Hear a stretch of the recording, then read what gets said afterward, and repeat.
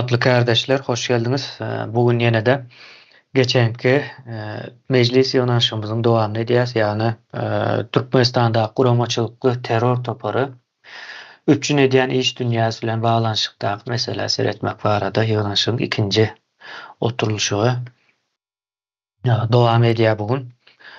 Eee, Kardeşler geçenki gezekki o ýygnaşymyzda, oturulşymyzda ýa-da belli bir adamlaryň gurruna etdik. Ýa-ni biznesleri, işleri elinden alınan. Indi biz näme üçin o taýdan başladyk? Ýene täzeden ýatladyp o geçeýin. Indik geçenki nemede de aýdylypdy barber. Ine Türkmenistanda bir iş dünýäsi diýip, ýa-ni aslında bunu goşadyrnaň içinde aýtmamyz gerekli. Ýa-ni olar bir iş dünýäsi bilen içine giren wagtyň ýa-da has düşünjek bolan wagtyň kän bir baglanyşykly dälligi görnýär-de häsiýetlerinden. Ýöne biz şonda da bir iş dünýäsi diýip, ýa-ni düşünükli bolar ýaly häzir o söz edeli. Ondan soň bularyň dolu edýän işlerine baha berenden soň, bir häsiýetlendirme berilenden soň atlandyryp bolar. Türkmenistanda adat halkyň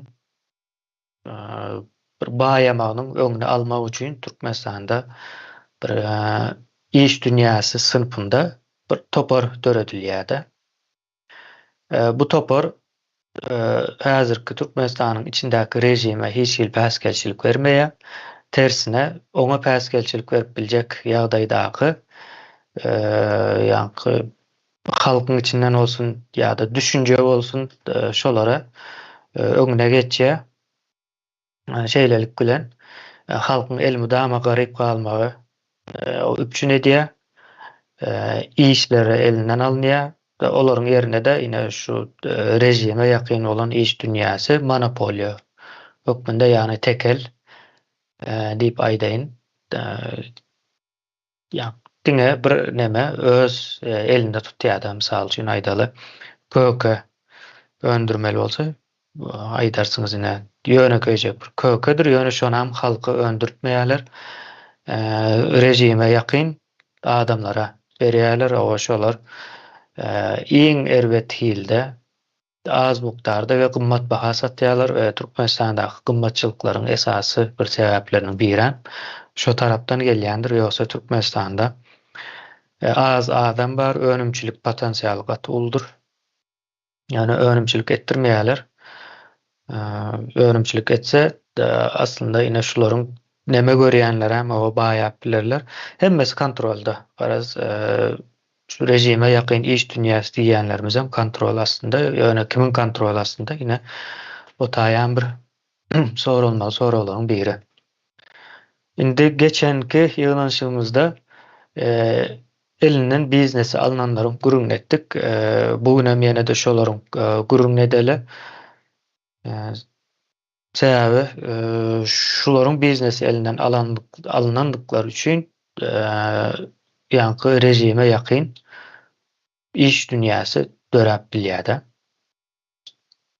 Eger halkyň elinden ýa-ni işler alınmasa beýleki nemeleriň ýarışmana, bäsleşmäne ýa-da konkurent diýilýär-de etmäne ýagdaý bolmaýar. Soň ine bu taýdaky iň esasy bir zadam bazar ykdysadyýatyny ortadan aýyrýarlar bular. Şu zat etmek bilen bilelikde. Bazar ykdysadyýaty halkyň elinde bolmaly, halkyň içinde iň güýçlüsi, iň bilgilisi, iň işi bilýäni öňe çykyp ulu ýa-ni nemelere öwürlýär-de. Bizim bilýän bazar ykdysadyýatymyzdäki adamlar şey diýip ýetişýär. ýa-da klasik bazar ykdysadyýatynda şey diýip ýetişýär. Ýöne Türkmenistanda şonuň öňü alınýar. Ne Sapar aganyň özämine bugün söz alsa belki şo taýdan o gurrun berse goýar. Ine Türkmenistan ne komünist ýa-ni komünizm bir ykdysat nemesi bardy-da, ideologiýasy. Ne oňa değişli ne de bazar ykdysadyýatyna değişli. Hiçbir ýere değişli däl. Arada galan, ine arada galmagyň nemesi şu taýlarda bolmaly. Şeýlere kardeşler, eger şu elinden biznes alınanlar barada gurrun etjek bar bolsa söz alyp bilerler. 5 minut wagt beriljekdir. O 5 minutda görä dogurlasaňyz gowy. Miwe kardeşimize bereýin men sözü. Salam kardeşler. Geçen safar şu gurrun edilende şu yerde İsmail'in gurrun geçipdi de eline biznesleri alındı. Aşgabatdaky magazinlary, stroy material, soň zapças satýan nämesi bar da magazinlary. Soňam dünya İsmail'in familyasy näme onam şu familiýasyny ýadyma salyp bilem ýok. Soramandyrynam. Can ettiler ya. Şu tanan adamlar şu bizim peridachamizi eşiden şu yerden şu İsmail'in öleni 6 ay oldu. Bileniz yok mu dip bana men nomerimi tapıp can edip aýtdylar. Ýöne ýorumam ýazypdyrlar. Ýorumdan bar eken. Soň yine şu yazan vatandaşlara da sağ olsun aýdan şu taýdan şoň ýaly bizim bilmedik zatlarymyzam yine interesowat edip ýazýar. Bular bizim üçin bir näme, beýençli bir näme. Soňam şu o siz İsmail'in zatlar alınan zatyny aýdýaňyz ýöne şuma halam şey dip aýtdylar. Baş prokuraturada oturanlar yaşlı adamlar alıp barıp urup elinde bar zatyny alıp ýalaňaç edilen adamlaram bar diýip şoň ýalam diýdiler. Ýöne şu adyny familiýasyny bermenden soň ýene şondam şu aýdyp geçeýin diýdim. Soňam şu kemine men häzir näme aýtjak bolýanda 1996 bilen 2004-nji ýylyň arasynda Ürgenç Paslykada her bir öýde tandyr kurup nan yapıp dan bilen ýerden şu dünýä bazara alıp gidip ýa magazinlaryň tanıdık yerlerine tapşırıp ya özleri küçücük bir dervezahanasynyň ýanyndan muňyaly akoşka ýaly edip aýna ýaly edip şu ýerde ıssyknan satýardylar. Ýöne o nany näme etmek üçin bir maşgalaň adam ýeten ýok. Onu komşu bolamda işsiz ören yaş kızlar olsun, ayallar olsun getirip ýerden saat 4-5'te hamur edip zat edip şu işçi güýçi bardy da. Soňra naprimер diyelim Gugurtlinski nan satyan olsa Sayatski köçe näme pryanik edýärdi. Bütün şu köçe her bir öýde pryanik çay bilen içmärede şolam paketlara salıp alıp gidýärdiler şu dünýä bazaryň öňünde satan wagtlarynda rayonlardan bütün 5 vilayetden Özbekistandan gelip adamlar şu gazançylary bardy hemmesiniň. Soň näme diýile ak kant ýaly näme agzyna salsam ýumşap gidýän bir kant oňarýardylar. Onam şu şykyrda kagazda olaram satyp. Inha şolary 2004-nji ýyldan soň günde gün aşa gelip gazlaryny kesip nalogu üstünde durup inha bir ýylyň içinde tam tahta oldu Ürgenç Paslykaň içinde hiç kim istat etmez ýaly etdiler, mecbur etdiler, aldılar şu iş gücünü hemmesi adyna. Soňra mine şu dünýä bazardaky otlama olanda bir günde näçe millioner adamlar sifir olup kaldı. Sebep konteynerleri vardı. O konteynerlerin içinde kojany dublonkalar, näme angorka jemfirmi, vilurmu, pombarkmy topu bilen näçe $1000 dolarlyk zatlar vardı. Ne yakıldı. Hemme zat ziyan oldu. Şu adamlara mına häzir şeýle şu nämet berenler bardır. Moşt olaram ýazar şu nämedi. Şunu aýdaýyn diýdim. Doğru, ine bu taýda möhüm bir näme bazarlaryň ýakylmasy. Bu zat diňe çärjewdäki gök bazar ýa-ni dünýä bazar başlarsynız dünýä bazar bilen bağlanşykly däl. Beýleki vilayatlarda da bolupdyr ýakylma wakasy. Onam ýatlap geçseňiz gowy. Şu biznesi oturan adamlar bardy. Indi hemmesini bir-birden demet bolanok şey edip köpçülüklerin çökerýän bolmaklary mümkin. Soňam yakılmasa da ya da yıkılmasa da tapawudy yok. Başka yerden bazar vurup çölün orta arasından şu taýda satyň diýýär-de. Soň o taýda da bilýäňiz ýa-ni nemeler düşýär. Bazar diýilen zat elmide ama şäheriň içinde bolmalydyr. Ya-da ine taryhyna seretseňiz şo şäher şo bazaryň esasynda dörendir. Çärjegiň bar bolmagynyň esasy sebäbi şo dünýä bazardyr. Yani adı üstüne çärjew, dört tarap diýmek. O dört tarapdan gelýän alıcılar we satyjylaryň şo taýda duşuşýan ýeri. Şonuň üçin şeýledir. Yani adyndan belli sen onuň bazaryny alyp bir neme çıkarsan ine şäheri bitirýän. Şeylerek bir taraplar hem var. Bu zatlaryny gysga bir many çıkarjak bolsam bir ýörüýte edilýän demesine getirýär-de. Ben sözü Umyda kardeşimize bereň. Kimine bir minut aýtaýyn. Mhm. Şu bazarlar yakılanda bir çärjeňkide 5 vilayatynyň bazary yakıldy bir günde diýdiler. Bunu bir näme görmeli-de. Daş Bir gündeligini bilemok, ýöne beýleki ulu bazarlar hem ýakylandygyny bilýän. İlleşlerimize detallyrak bilýän olsa gurulum bererler. O sözü Umyda kardeşimize bereň. Sağ olun Temine. Ben şu Miv ablanın aydallarına koşmak isterim de şu Ürenci Pasolka'da da benim şu Ürenci Pasolka'da da olan bir kız. Şu Ürenci Pasolka'da nan yapan var. Daimın maşkalası. Ben şuların yanında işleyerdim. Şu gecelerine gidip nanı hamira kömekleşip edip şu dünya bazarı yapılan son şulara nan satıp tapşırayan yeri kalmadı. Son mecbur Türkiye gelmeli oldu. Ben seredim. Son başka yöne hiç yerden girdeci bolmagan üçün men hem işsiz kaldım daimim maşkalası hem işsiz kaldı. Şunun için Türkiye'ye geldim. Son yana pryanik dedi. Pryanik benim erkek doğanım pryanik pişiredi. Näçe bizim ata babamızdan gelen neme şu. Neme diýerler? Kär. Şundan başka hiç de edip bilmeyiz. Erkek doğanım şu atam hem şu kant pişiriyez, pryanik pişiriyez, navat kant pişiriyez. Her aydışıyalı her 2 günden beri gelip gazçılar gelir, nalog gelir, yine bilmem pajarlısı gelir şu doğanıma şu zat pişirmeye vermediler. En sonunda duhovkasından sattı. Hem zatını Demetli'den hazirine 5 çağası var. Ayalı çağlarını taşlayıp Türkiye'ye gelmeli oldu. Başka yerden girdeci yok. Yine şu bizlerin maşkala yalı ne çember maşkalalar şunu yaladı.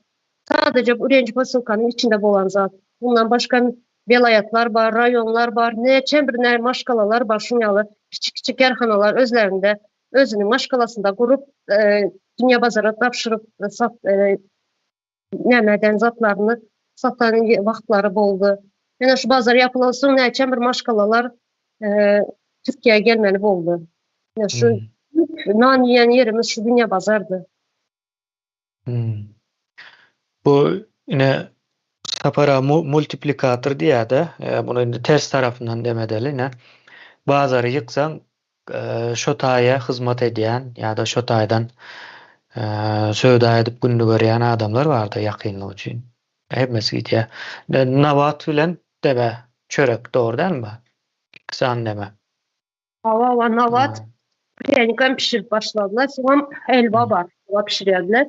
Yani yapansın yani işsiz kaldılar. 5 çağası var. Hiç girdeci yok başka yerden. Bu zatları yazmalı. Yani multiplikatorluk öldürüyor. Sözü sohbet kardeşimize vereyim.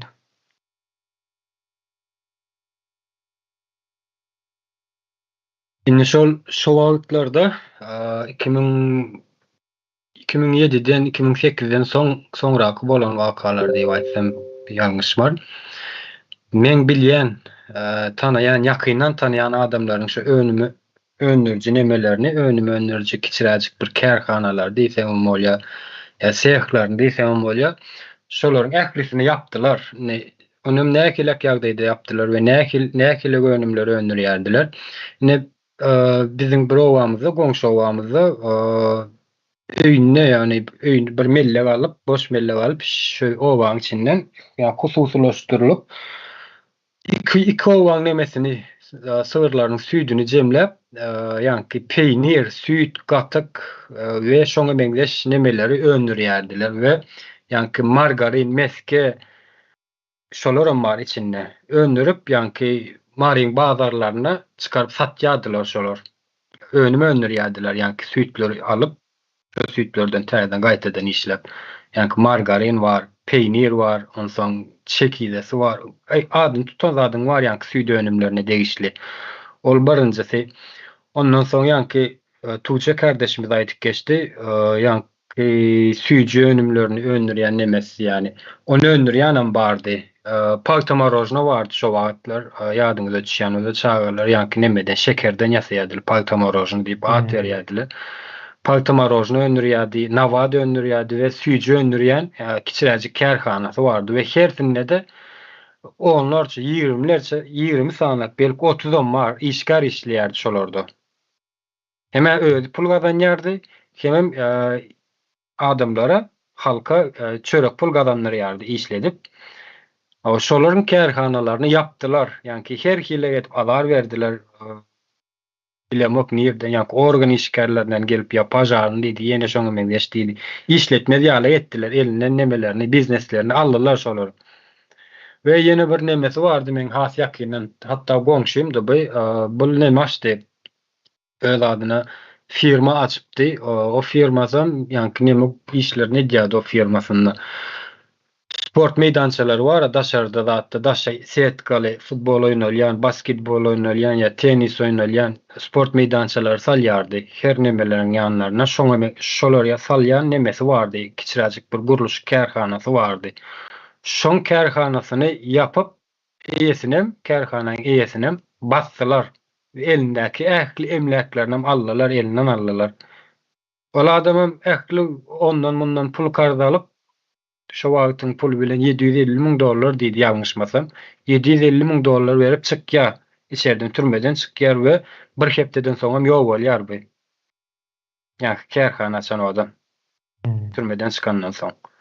Ady barmy kanun? Ady. Ýa-da kärhanasynyň ady. Muhammed Tangatarov bolmaly. Muhammed Tangatarov. 77-nji ýylyň oglany. Muhammed Tangatarov bolmaly buňa ad familiýasy. Mar welaýatyň Ajak Mehmet Taýhan birleşiginden. Ondan soň ýene bir sluçlar bolýardy. Marynyň gök bazaryny bilýänsiňiz. Zelyony diýip atlandyrylýar. Şu zelyony da meselen bir ýerde neme satyp oturan bolsaň, istenlik bir egneşik satýysy ýa bolmasa ýene şoňa meňzeş zatlary satyp oturan bolsaň, şu satyp oturan magazyny ýapýarlar. Yani gadagan berde satmak zat diýip şoňa her hilek nemeler berip, pretenziýalar bildirip satmagyny gadagan edýärler we magazyny ýapýarlar we başga ýerden magazyn salýarlar dänim. Şu magazynlarda satmak bolýar, şutaj uygun bolýar, taý kanun tarapdan ýa şurma meňzeş nemeler tarapyndan, proseduralar tarapyndan gadaganlyp işledip duran magazynlaryny, söwdäp duran magazynlar satýarlar dänim. Başga ýerden magazyn açyp o magazynym ýa-ni ýapdyran magazynyň eýesine satýarlar. Yani düşünüp bilýärmi? İşledip duran nemesine magazyna ýapýarlar. O yapandanlar soň ona yerine bir magazyn bermeler. O işledip duran nemesini elinden alýarlar magazyny, dükanyny kiçiräjik bir. We başga ýerden zilyonlyň ýa-ni gök bazaryň daşragyndan bir magazyn salyp berýän, o magazynym ýene şoň özüne iki sabakadan satýarlar. Bular ýaly üstüçen boldy. Hatta men öz tanaýanymda boldy. Köwüş satýardy, erkeklerim köwüşen satýardy diňe. O. Näçinji ýyl boldy? 2012-nji ýylyň wakasy buňa aýdýan gurulmalar şu wagt. Marynyň gök bazaryna aýdýan gurulmalar.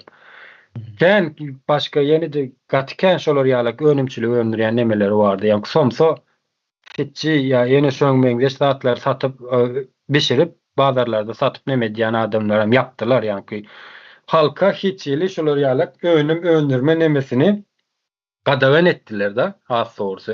Hatta en merkezçesi neme de var ne şu wagt magazynlarda spirtli içkileri ya tembaki önümler satýarlar, çilim, arak satýarlar. Yani şoň satmak üçin ruhsatnamasyny almaly. Yani stipendiýa diýerler, bilemek näme diýerler şoň. Ruhsatnama kagazyny almaly. Lisensiýa. Lisensiýa, stipendiýa diýen. Bagyşlarsyňyz. Lisensiýasyny alyp satmaly bolýan, ýöne şo lisensiýasyny almak görgü. Yani garşylygyna näçe million manat pul berip alýan şo lisensiýany. Olam tanşyň üstü bilen alýan. Yani özüň baryp men lisensiýa aljak diýip barsaň beren oklar hiç ýerde beren oklar. Ve ehliceten bilýärler şo magazinlerde şo zatda şo spirtli içkiler we tembaki önümlerden daşarda hiç bir harytdan pul kazanyp bolmaýanlygyny şolar ýalak derejede esasy kazanýan ol magazinçiler aýtdy, esasy kazanjymyz arak bilen çilim diýär. Ýöne şonu lisensiýa beren oklar sattyrmany. Onuň üçin ummasyz pul garşylygyna pul isleýärler we onuň üçin tanşyň bolmaly hökmany ýagdaýda. Ve şonuň esasynda da häzirki wagtda, häzirim şu wagtdan dowam edip dur. Islenip gurmagazyna baryň, ýurduň içindäki gaçak ýagdaýda satýarlar we satýarlar. Sebebi şolar satmasaň magazyny açanyň barbyr köpük ýa-ki köküsüýçüden ýa produkty uğrundan sana pul gelenok diýip öýleri açyk aýdyp oturýarlar. Ve onuň üstüne de ýagy diýe, ýagysy köp ýa-ki pajarny diýe, arassaçylyk diýe, ýene şoňa meňdeşleri diýe. Şular aýtjaktym. Ýa-wa, ene bu taýda lisensiýa meselesi hem gaty möhüm sä şunuň bilen öňüne aljak bolýarlar da. Ýani bu halkyň iş gurnap, ýani kiçijek iň kiçik bir zat bolsun tapagy ýok. Hemme zady kontrol edýärler. Belmudama kiçik bir zatdan başlanýar da soň görüm bolýar. Ýani önümçilik artdykça da şo ýurduň içindäki jemgyýetiň hem nemese mümkinçilikleri köpelýär. Bu bir ýani kanun ýaly bir zatdyr. Ýurduň içinde önümçilik artdykça beýlekler hem baýaýar. Şeýle düzgün bar ýani hemme her tarapdan her öz uğrundan baýaýar da. Soňra bu lisensiýa meselesi hem bar. Şu çörek pişirýänleriň hem şu lisensiýa derdi bardyr. Ýani arak ýa-da ýani alkoholly içkiler diýerler. Onun kan bardır ya da yine süt önümçülük edýänlerde de bardır. Nemesinde de bolmaly bir neme ýöne bular yine lisensiýa diýilen zady halky ýa-ki duruzmak üçin edýärler de, halkyň potensialynyň öňe çykmaslygy üçin ulanýarlar buna. Yok, merdan bir min sözüň şeýle sebäp bilen elim galdyrmadım, bagyşlarsyňyz. Şu halka bir düzgünname girdýärler, şo girden düzgünnamany halkyň özüne satýarlar. Yani pul garşylygyna satýarlar. Asliýetinde kanun tarapdan bu berilmeli zat. Yani sen özüň girdiýän bolsaň, bunu hökmany ýagdaýda beräýmeli. Doğru. Ýa-ki olaryň oýunlary, şeýlere işleýär. Sözü Fatma kardeşimize vereyim.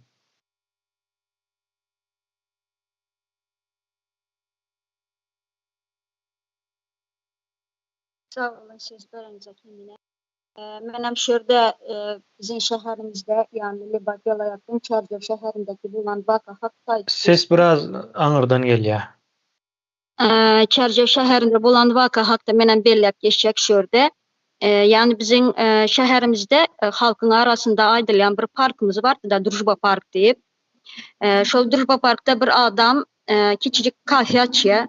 Men ol adamın bir adyny bilemýok, ýöne men gören zadymy şurada size görünýek.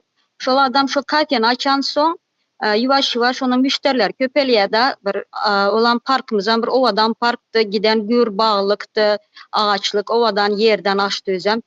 Glavny köçe tarapdan, Niýazow köçe tarapdan kiçik eşik açıp şo ýerden kafe açdy. Ýanky adam ýuwaş-ýuwaş müşteri köpelen soň abadallaşdyryp başlady, daş töwereklerini güllerekdi, owadan etdi da soňky güller ol ýerlere ýaşlar toý edende hem şo ýere bariyatlarda yaş gelin, yiğidin gelinin nimeler bilen de dosyalar bilen şu yerde küçücük demeler etiyatı.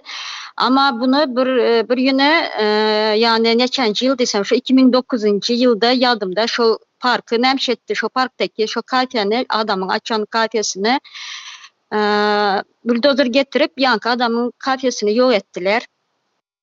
Dübinden yok edip zındılar. Ördeki güller, ağaçlar, bu zatları hemmesini de temteis etti.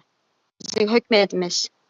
Ol yerde gatı bir gynançlı ýagdaý boldy da şäheriň içinde. Sebäbi şu glavny yol bolan soň öden hemme kim işçi adamlar iri bilen geçlik geçýärdik de hemmemiz şu daşy avtobusyň içinde köp adamlar şok boldy da yaman boldy. Şu adam ýagdaýyny görüp de sebäbi iň owadan ýerti da öýrdi. Gözüňize getirin parkyň içinde, ağaçlaryň içinde owadança bir kafe ondan yok edip zındılar. Daşındaki güller emme zady yok ettiler bizim bu hökümetimizde. Yine adamları şey edip çirkiyerler. Adamları şey edip eline vurup yani ben o adamın adını bilem yok. Eğer bizim aramızda bar olsa, tanıyan olsa, moş familyasını zadnıyam aydarlar. Yani şu yeri bizim parkımızı ola gitti, ağaçlarımızam gitti, güllerem gitti, yankı. Ovadan yaşıl nememiz parkımızam yok oldu. Ağaçlarımızam yok oldu. Yine bulan bir bize yaman gatı ağırdaydı da 2 tane parkımız var. Beyde ağırda yine halkın arasında Garaskoy Park diye şözdeki parkın içindeki ağaçlar yok etti. Bu bizim hükümetimiz, bizim elimizdeki zadımız Daştöweremizdeki ağaçlarımıza hem tebigatımıza hem yaman gattıkken da zarar verdi adamlara, ağaçlara. Hemme zada zarar verdi. Menem şu zada aydaýyn dip şunu belleýin dedim sizin aranızda. Aýtjaklarym şundan ibaret.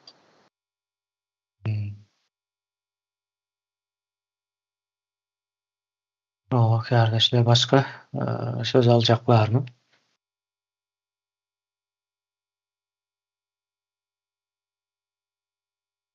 O Mive kardeşimize vereyim sözü. Şu İsmail'in familyasını soradın. Atasının adı Yusuf, enesinin adı Sona. Şunu aydın dedim. O şu yankı ad familyasını aydınsa hakyky şahıslarda belli olsun.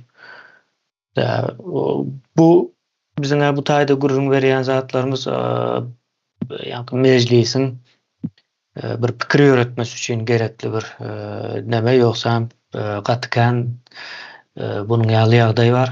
Hatta günlük bolup duran zatlar da yine yankı Mive kardeşimizin yankı garra adamlaram urup yankı pul getir diýip neme diýen bolmaly, şonu aýtjak boldy.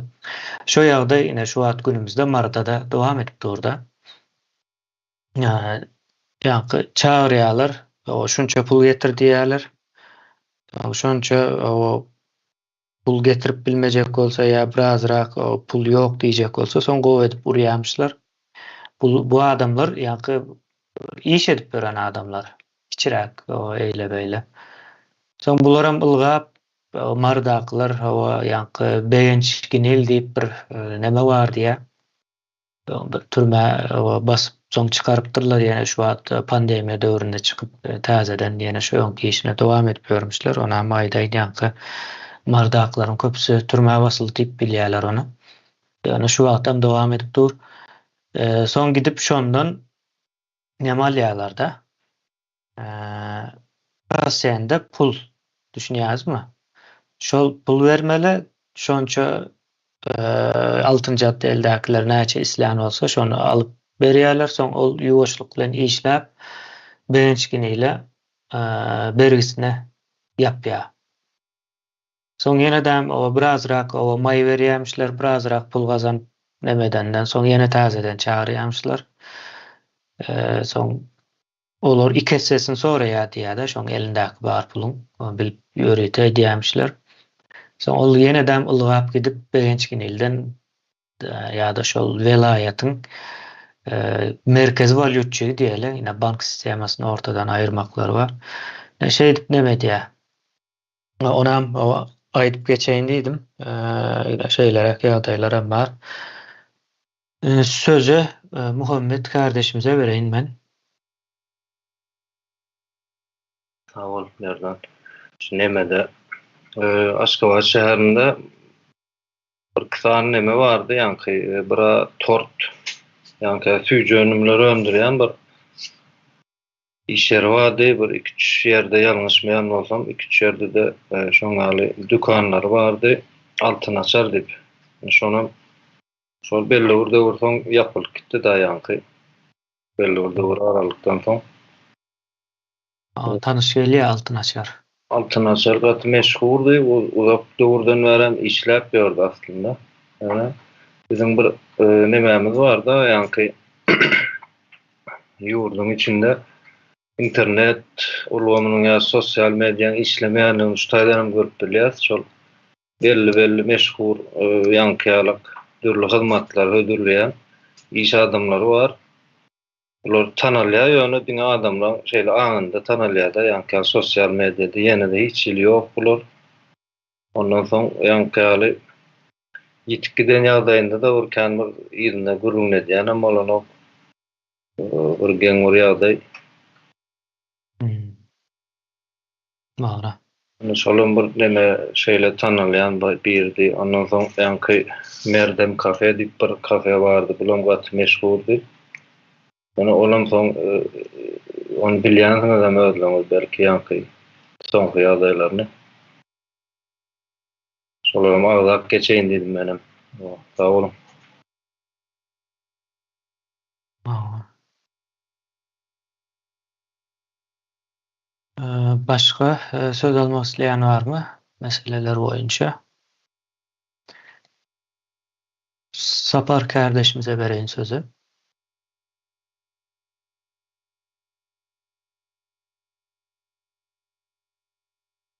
Awol kemine.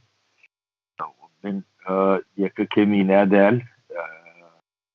Türkçeden illeşlerine, kardeşlerine tuğun ve önkü geçenlemede tema var arada.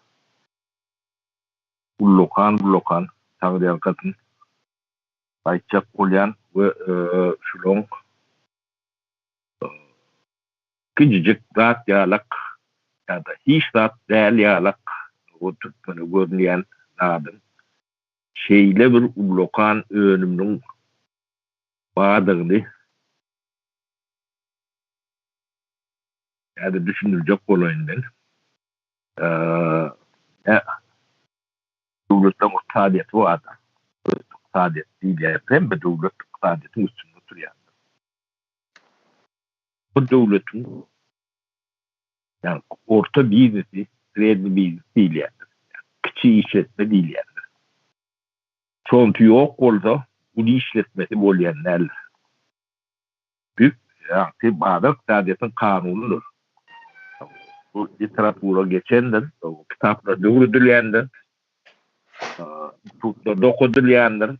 Yani orta biznes çökün son beyleki biznesler çökkendir. Biz şunu halka düşündürmek için şu yemeğini görüntü 2-3 gerek olsa 4-5 defa yemeğini devam ettirmeli. Bunu görüntü edilendiği böyle ortaya çıkar.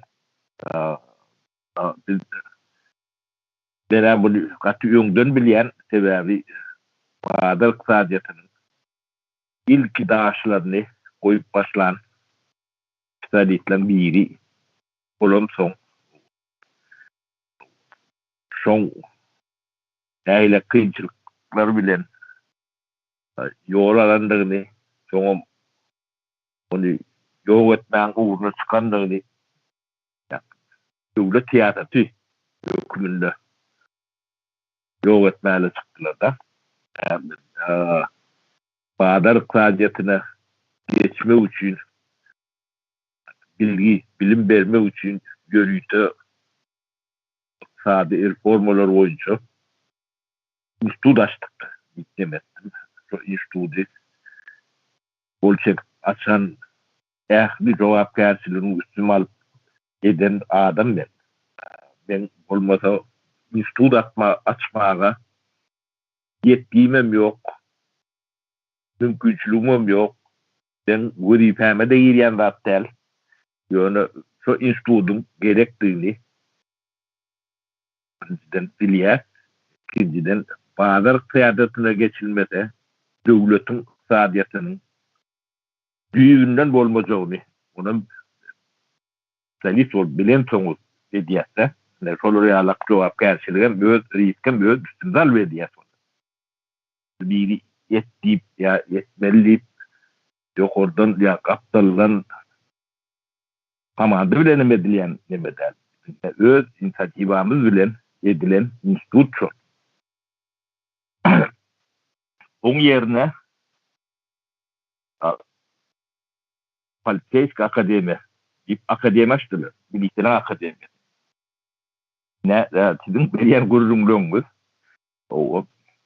Şu zatları hem şimdi edilenlerini düşünmeye kömek veriyor da.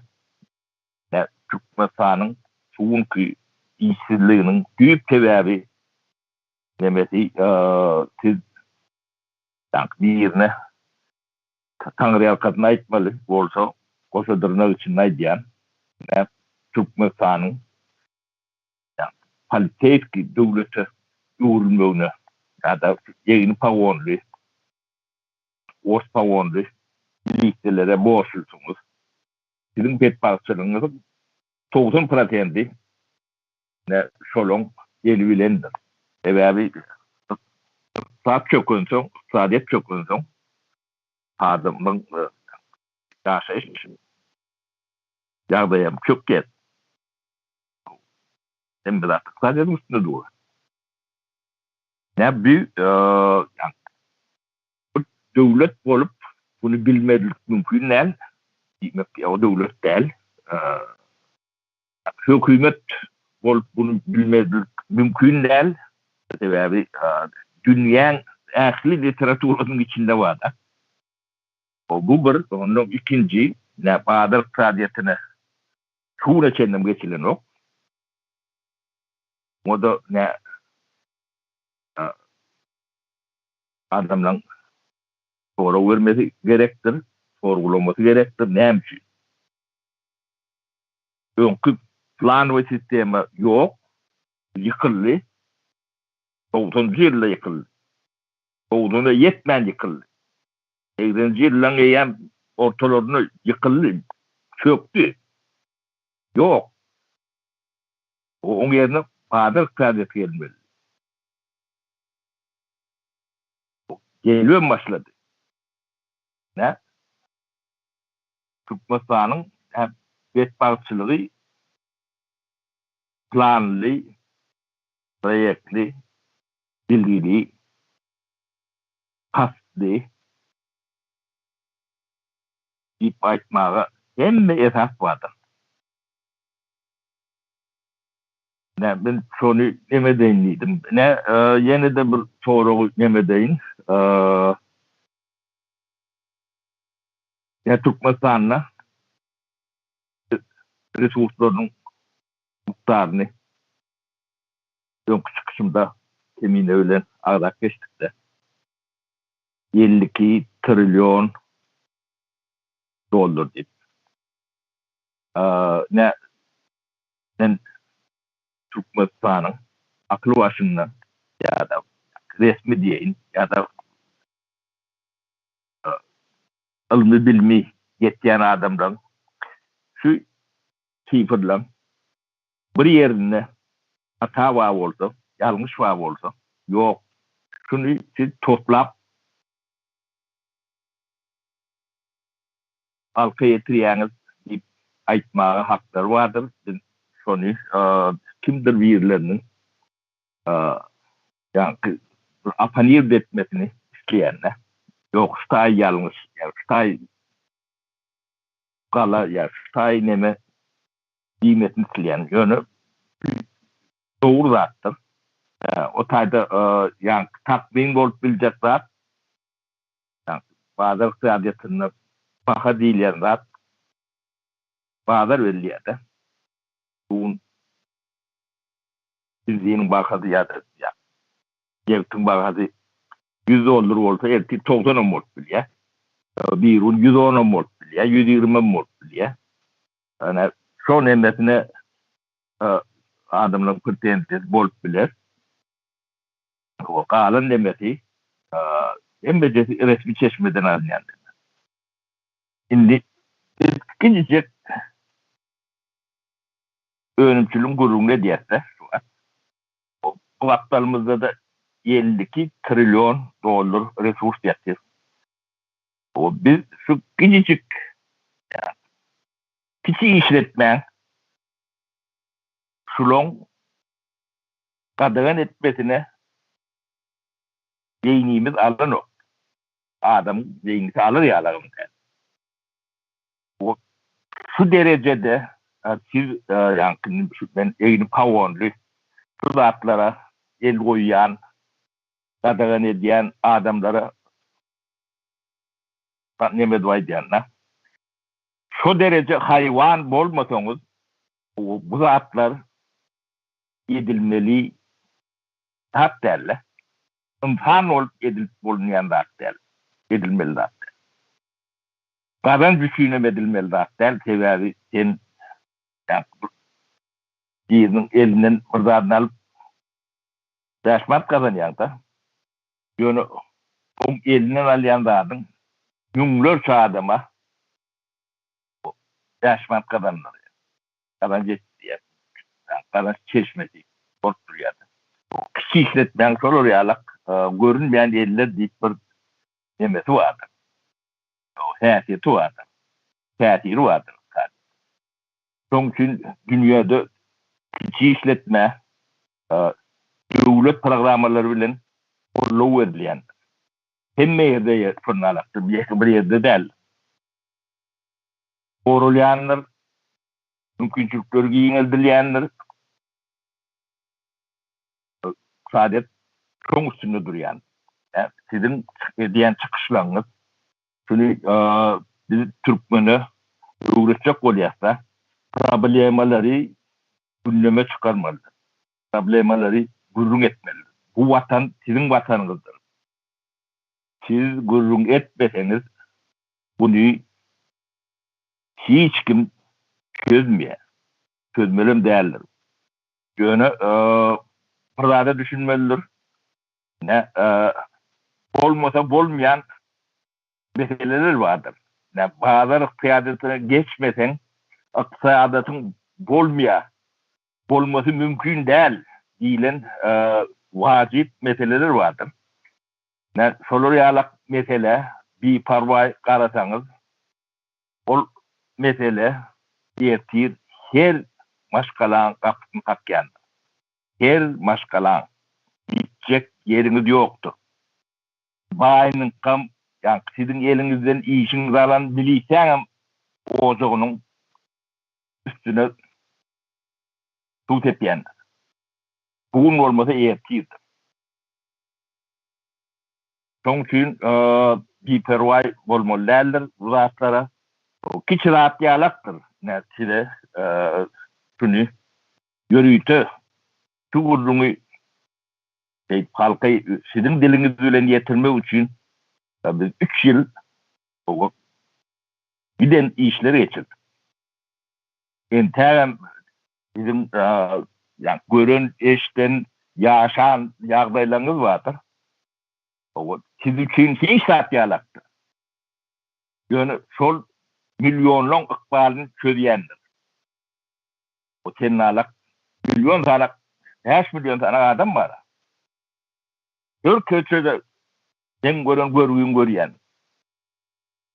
O şunu dile getirmek bir insanlık borçtur. Bunu gündeme çıkarmalılar. O gündeme bunlar çıkarmağın yolunu alacak olup her titlop nemeleri ediyendirler. Edemiyorlar. O da görüyorsunuz. Retbot yoktur. Yeterli televizyon, radyo, gazete, jurnal yoktur. O kadağandır. Adamların üstüne baskı basıyandırlar. Yani şöyle diyorlar. Ne? Şu atları ne? Şulon edişi alak tesis etme için ediyorlar. Biz çok için dedimdi. Damat çıkarmalılar. Bizim insanlık borcumuzdur. Bilin hem der. Biz çağrılarımıza devam koyup Daha şu yığınızaklara düşün. O sizin kakalanız, eceleriniz, yoğunluğunuz, urluğunuz hepsini çıkarmadı. Siz şu yardaya geldiniz. Bu ne solun nemesinden. Onun yine de bir demen bir köpürek volun demetmezseniz ne konvertasyya bolmasa konvertasyon yemediğinden nemede oturmayın ben biliyorsunuz. O birinizin arasında bolmayanı hem de şey mealimdir.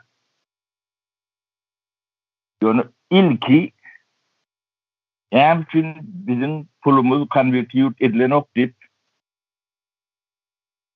kıyırıp, haykırıp yola çıkmalı adamlar, iş adamlardır. Yani iş adamlarına tez çıkanlardır.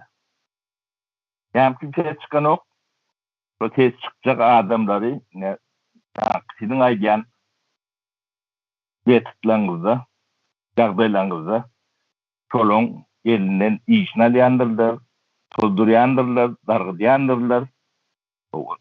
İşlep göründürüp sesini çıkarman rahat, haksız kazanç ediyendir.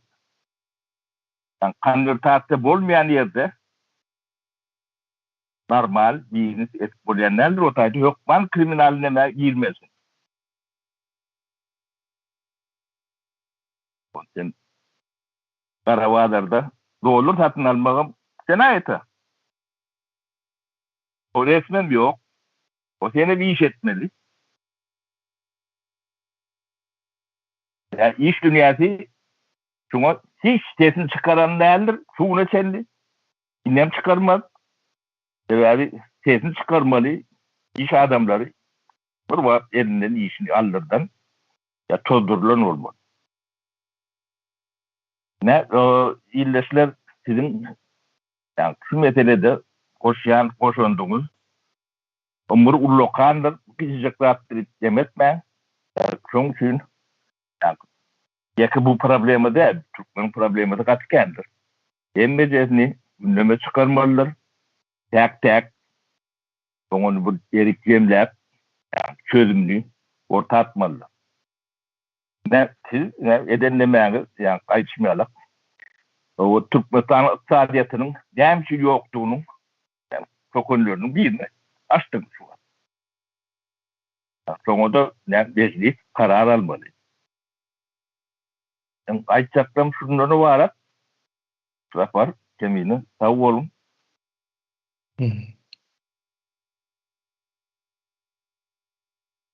O, Sapara sağ olun. Menem bir netije getireceklerimden bir ucundan ayttınız ne? Nämçin hakyky iş dünyasy ýokda bu konvertirlenýän ýa-ni biznesler konvertirlenýän iş dünyasy bar. Dil aýdylsa da o dogry bolýan aslında meclisiň ady. Men sözü Kakelde kardeşimize bereýin.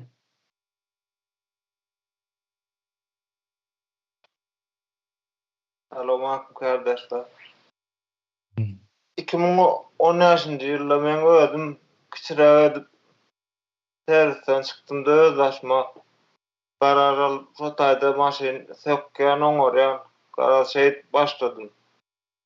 Istimordan söküp maşynlary işin köne maşynlary owalardan çöpläp söküp aýnasyny, işini, bagaryny, kapotyny hersini aýra-aýra goýup topla urýanyň üstüme birinji pajaryny berdi.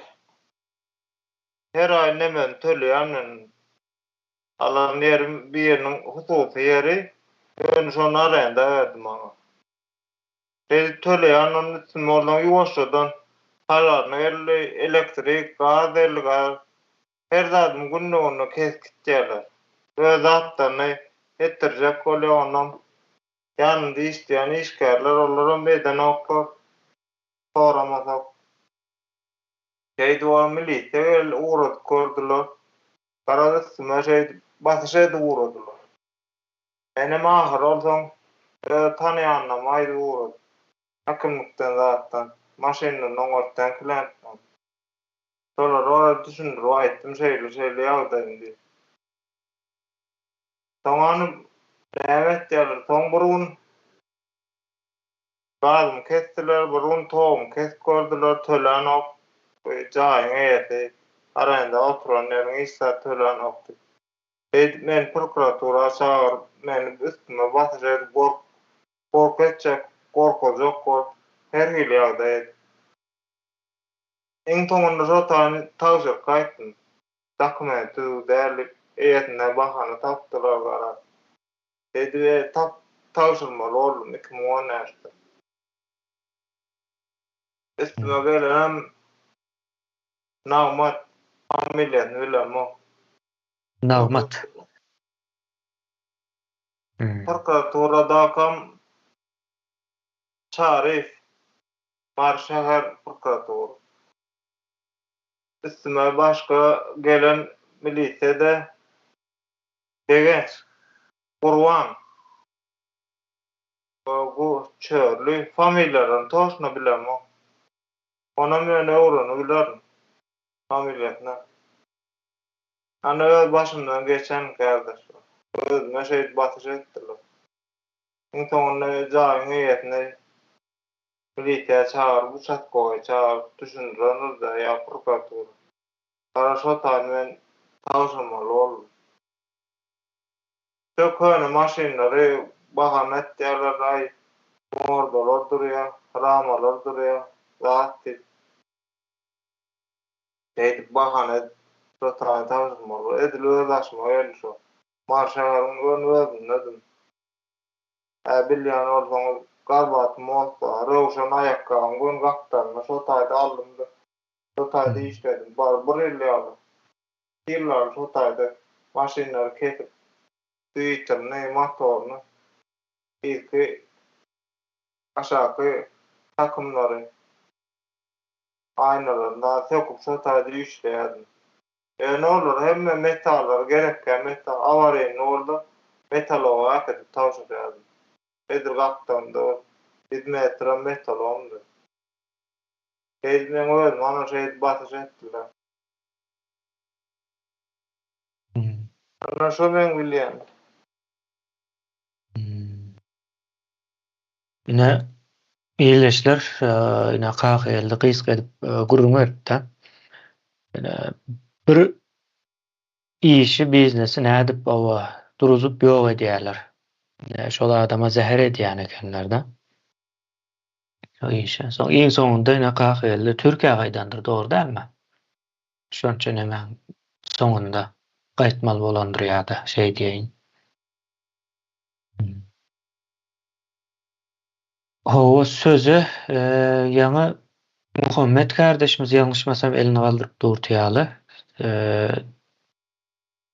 O säbin nowat Muhammed kardeşimiz de ýalňyşlyk bilen düşürdi ýa-da internete gowşan bolmagy mümkin. O söz Muhammed kardeşimizde. Yani saparaga şol kiçik karhanalan, kiçik iş yerlerinin demesine aýdyp geçdi da ähmiýetini. Menem şoňa kiçirek goşmaşy zat aýdasym gelýär. Bir döwletiň iş yerleri vardır, guramalar vardır, döwlet guruluşlary, ýanky saglyk guruluşy, bilim guruluşy ýa-da şoňa benzeş. Şolaryň hemmesini jemläňde halkyň näçe bölegi şo taýlarda işläp bilýär. Belli bir bölegi men edip häzir tahminanam aýdyp bilemok, hoknemesini ýöne az bir bölegi işläp bilýär. Ama galan halk näme etmeli? Şu ýerde öz işini etmeli da. Başka şekilde ýa-da döwlet hiç ýerde işletmese bu adamları ýa-da mümkinçiliklerini kesse onda olaryň ýanky eklenjini öz boýuna almaly. Oňa da mümkin, oňa da mümkin däl haýsy bir döwlet alamada da hiç ýyl işlemän ýa hiç zat öndürmän adamlary saklap bolmaýar da etlep.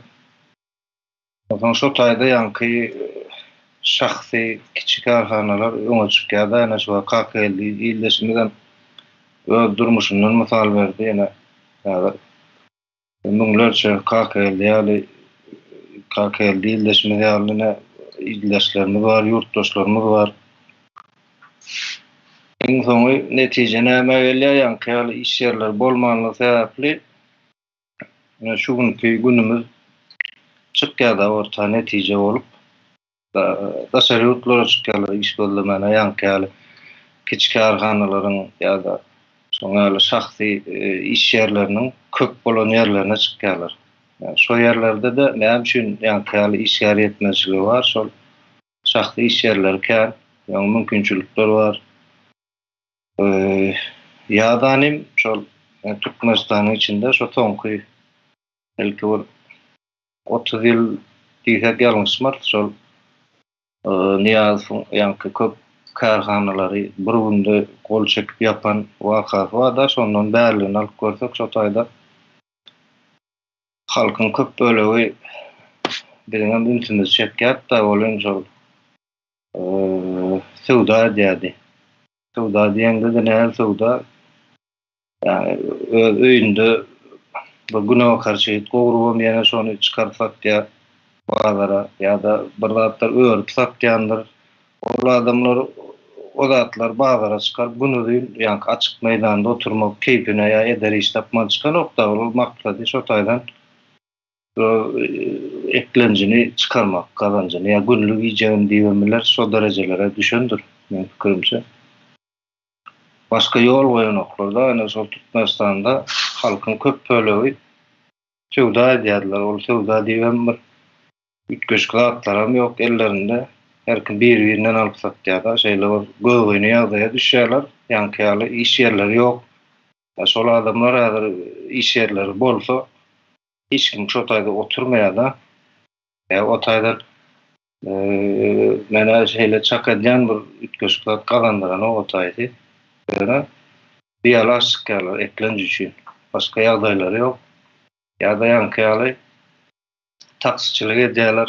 Köp bölegi şoňa aldy. Şol nemelerin ýoklugynyň netijesi şol kiçik karhanalaryň ýa kiçik iş yerleriniň adamlar erkin bağlar bolmasa her kim öz erkine haýsy urdan öz nemesi bar bolsa tejribesi ýa-da bilimi şol urdan özüne eklemeli, şol urdan önümçilik etmeli. Hukmany bolaýmanlatlyk bir ýurdun içinde ýa-da häzirki rejim öňüne alýar. Kat köp yerlerden bäri hiç wagt etmeýär da bu ýagdaý. Şunu gurrun edilmese, ýanky gündeme çykarylmasa düzelmeýär şu ýagdaý. Onu gowalar diýip adamlarda şeýle düşünje bar da. Gowalar diýip her kim garaşýar bolan ýok, gowy bolan ok. Şu wagtda şeýle her kim ýaşan döwründe, ýaşan ömründe şol ne derece gowlaşdy. Görnüp durda mesele seredilse. Ben şonu aýtjakdym. Sağ olun. O möhüm ýanky kiçik işletmeler diýerler, kiçik karhanalar bular bedeniň ýanky gyl damarlarynyň bar bolşy ýaly ýa kapilyar damarlarynyň bar bolşy ýaly bar bolmaz zatlar. Sözü söhbet kardeşimize bereýin.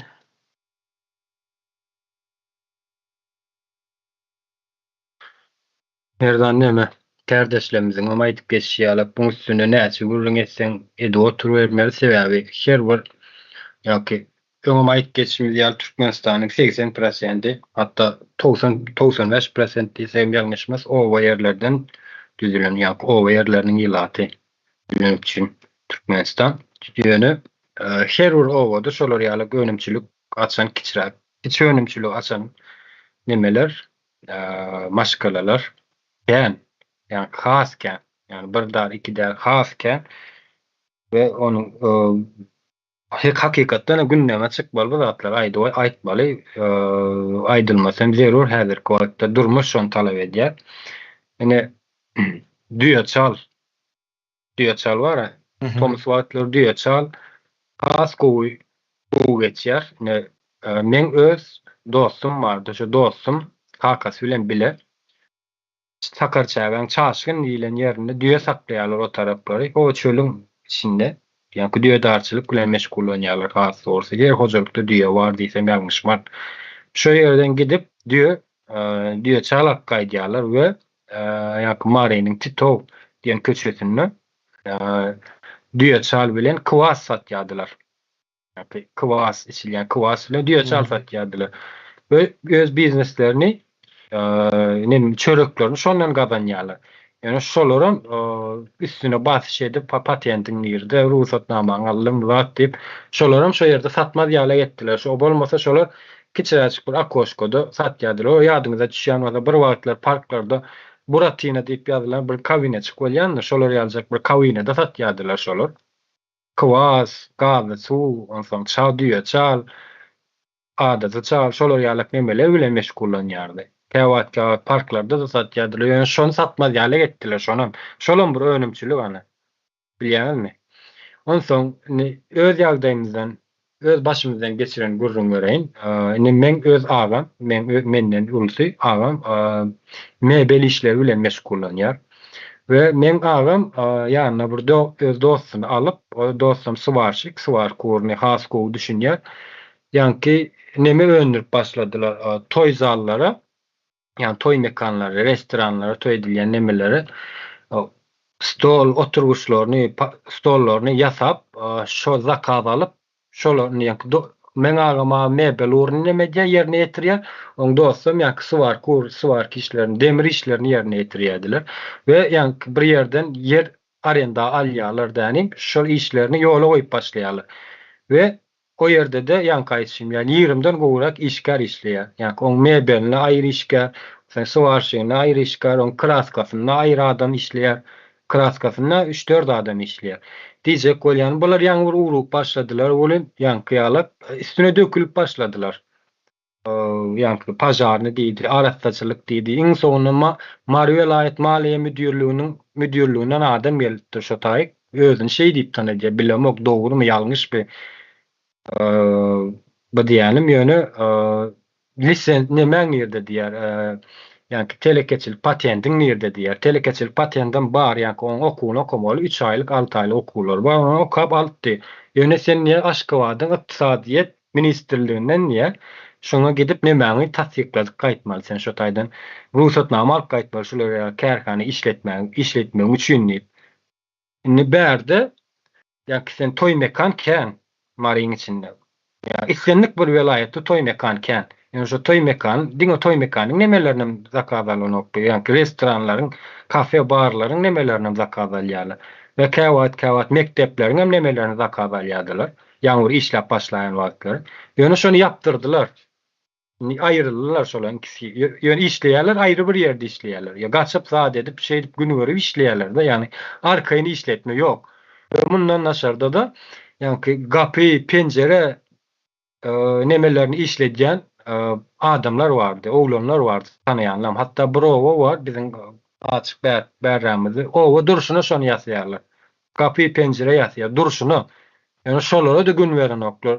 Onların bir tanış tapıp, şu tanışlarına 5 manat pul verip, bir şey deyip gün görüp ýaşaýarlar. O lisens aljak bolýan lisensiýaňam o bahasını pul verip almaly. Ondan şu pul berenden soň şu puluny ýapjak bolsaň, ödejek bolsaň 1 ýyl mudy işlemeli bolýan sen. 1 ýyl. Ya şo derecede gymmat berýärler lisensiýany, patentini. Indi şular ýaly kiçik kärhanalary ortadan aýyrýarlar. Ondan uly kärhanalar, uly önüm öndürýär. Ýani işgaklyň materiallaryny, ýani profillidi, gapyň tutawajy, ruçkaslydy ýa petlelerdi. Şolar öndürýän kärhanalar nerden bolsun Türkmenistanyň?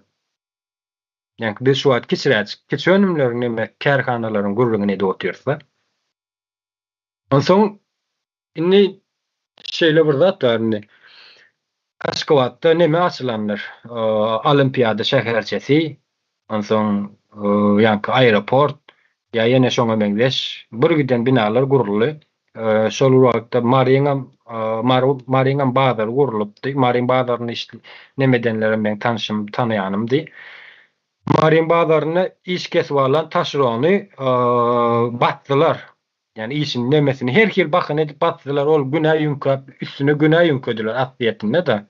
Yani ýokardan bir ýerine derek gitmeli şolar. işletme ýaly gedýärler. Taşeron eline işgär işledýär. Yani bir näse tany usta işledýär we çörek pul gazandyrýar. Yani bu guruluş sektoruna degişli. Ýöne şonu iň soňunda işledip eline gazanan pullaryny näktisini alyp batdylar, içerek batdylar.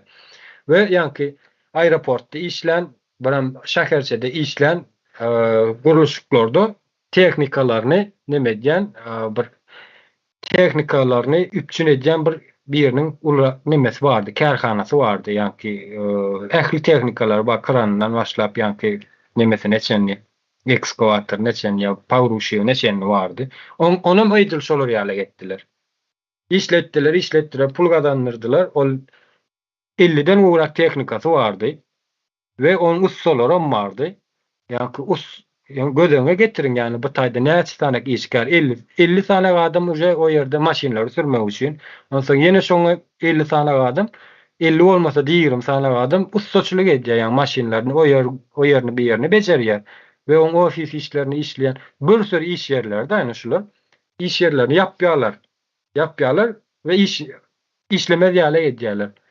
Şular näme üçin edilýär? Näme sebäpden edilýär? Ýöne daşary ýurdun kärhanalary gelýär, olary el goýanoklar. Näme sebäpden el goýanoklar daşary ýurdun kärhanalaryna, ýa guruluş sektorlaryna. Ya näme üçin islenlik gurýar watandaş şuwat ki ýurdun içindäki islenlik gur watandaş men olaýyn. Siziň haýsam bolsa biriňiz bolun, ýa siziň bir garnaşyňyz bolsun. Häzirki wagtda bir kärha keçiräçik bir şu adyna adak geçen önümçülüğümüzi açmamyza bazmoş barmy häzirki wagtda? Ba bolsa da näme derejede bar? Näme derejede şoňa mümkinçilik döretdiler? Yani mümkin zat däler. Ýa-da näde bir önümçilik bolsun Türkmenistanda? Ya soraw çykýar merdan. Şulara aýtjakdym gysgaça. Hawa, sağ bolun. Soň bugünlükçe iň soňky sözem Hawa Artur diýip aýda ýaly Artur ýyldaşymyza, kardeşimize bereň.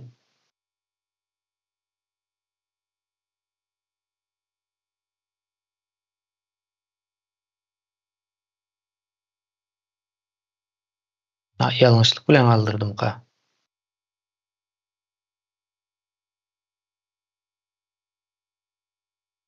Ýalňyşlyk bilen aldyran bolsa dowam edip bilersiň.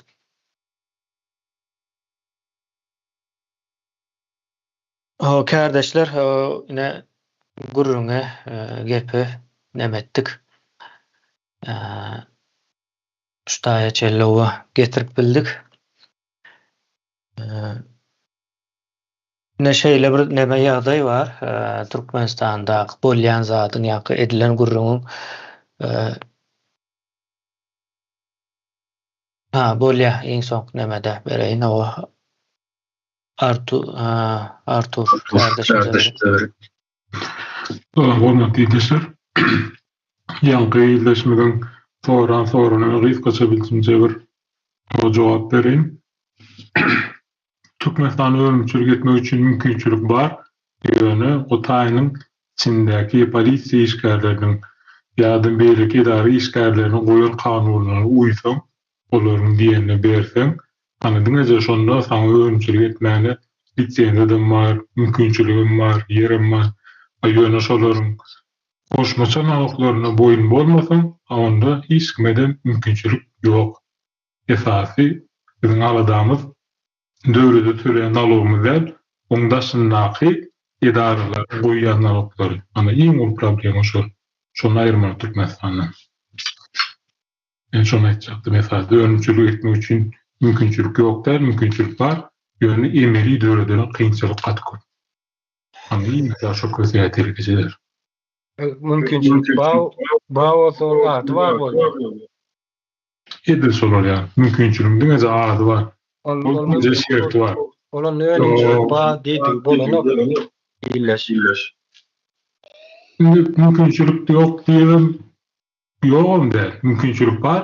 Kynçylyk emeli döwletden kynçylyk gatky. Ýünden ýok da Türkmenistan üçin ölümçilik etýär kärhana kanakly.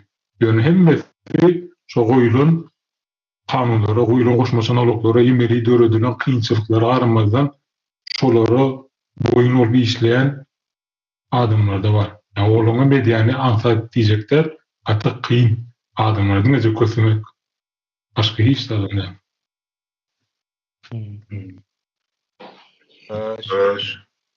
Söz alıp bilen ben de metni de Garşy ýükleýin sonra çıkýar.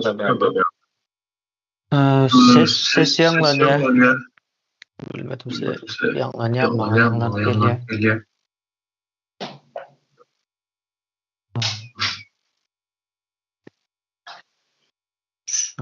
Indi düzeldimi? Şu an düzeldi ýaly. Şu wagt nähili? Gowy gelýär. Ýanky ýyleşimiz aýtdy da mümkinçilik bar diýär. O emel ýagdaýda döredilen mümkinçilik bilen nädip men öz işletmämi, kärhanamy nähil ýagdaýda açyp bilýän. O emel ýagdaýda döredilen mümkinçilik bilen sen önüme öndürmek diýilen bir zat ady özü ýok bolýar. O mümkin zat däl ol. Sen edip işlet, sen garantiýaň ýok. Sen bir gün öndürersiň, 2 gün öndürersiň. Sen önümçiliğin arkasında durýan näme bar? Ýa-ni polisiýalar durmaly meniň arkamda, ýa Berdi Muhammedowler durmaly. Hani döwlet diýilen bir zat ýokmy ortada? Ýa döwlet daýanyp duran bu kanun ýokmy? Önüme öndürmem ruhsat berýär. Bir Ses ýaňlanýar. Biri zat otur. Şonda ýaňlanýar. Ýok, ne sesi nemetse yapsam olur ya.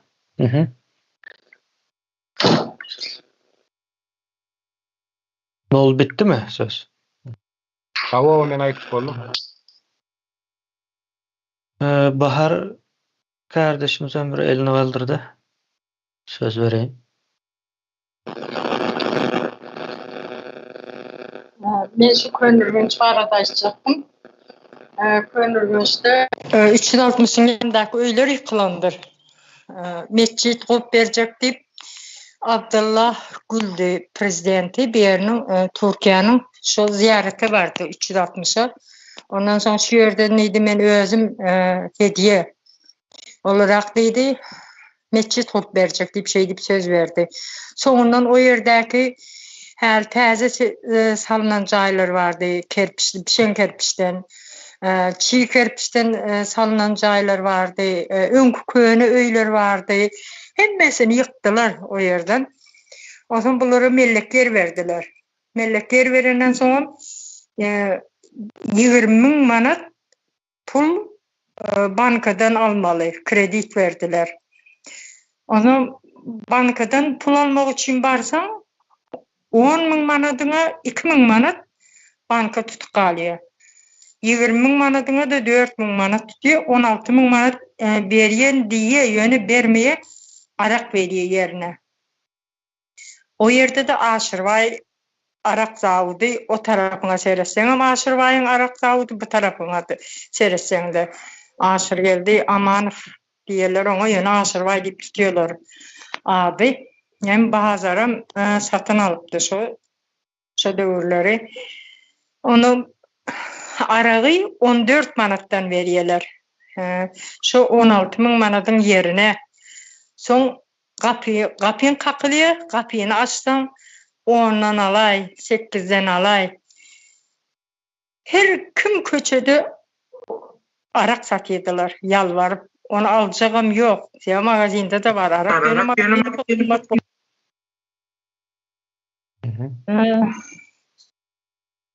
Son yalıp bankalardan doğalı pulunu eline vermeyeler.